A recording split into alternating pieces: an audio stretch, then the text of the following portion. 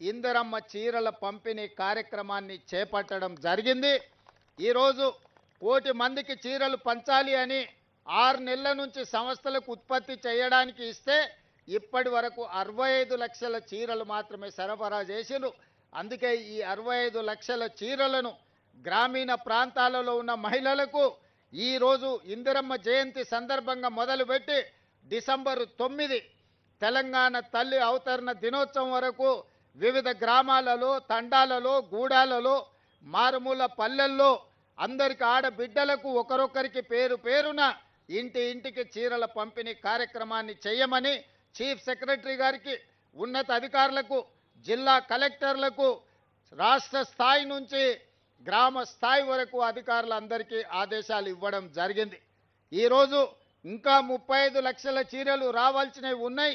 పట్టణ ప్రాంతాలలో, మున్సిపాలిటీలలో ఈ 35 లక్షల చీరలు మార్చి 1 నుండి మార్చి 8 తారీఖు అంతర్జాతీయ మహిళా దినోత్సవం లోపల మిగతా మహిళలకు కూడా ఈ 35 లక్షల చీరల పంపిణీ జరుగుతుంది.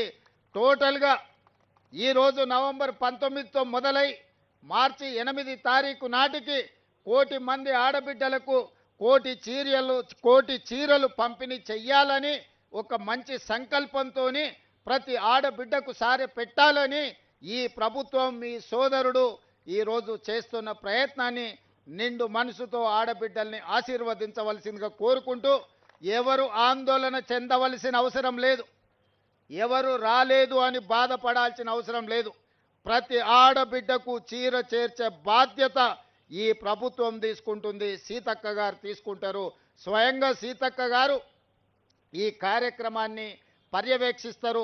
మొదటి విడత 65 లక్షల చీరలు గ్రామీణ ప్రాంతాలలో ఉన్న ఆడబిడ్డలకు ఇవ్వడం జరుగుతుంది. రెండవ విడత మున్సిపాలిటీలు, మున్సిపల్ కార్పొరేషను, గ్రేటర్ హైదరాబాద్లో ఉండే మహిళలకు మిగతా 35 లక్షల చీరలు మార్చి 1 నుండి మార్చి 8 తారీఖు లోపల వాళ్ళందరికీ కూడా చీరలను చేర్చే బాధ్యత ఈ ప్రభుత్వం తీసుకుంటుంది. గ్రామాలలో ఇచ్చిండ్రు, పట్టణాలలో ఇవ్వలేదు అని ఎవరైనా మిమ్మల్ని తప్పుదోవ పట్టించే అవకాశం ఉంటుంది. పట్టణ ప్రాంతాలలో ఉన్న మా ఆడబిడ్డలకు మార్చి 1 తారీఖు నుంచి మార్చి 8 తారీఖు లోపల మీ అందరికి కూడా చీరల పంపిణీ కార్యక్రమం జరుగుతుంది. ఈనాడు ఉత్పత్తి చేసే సంస్థలు 6 నెలల సమయం ఇచ్చినా 65 లక్షల చీరలు మాత్రమే ప్రభుత్వానికి అందించారు. మిగతా చీరలు అందించడానికి ఇంకా 3-3.5 నెలలు పడుతుంది.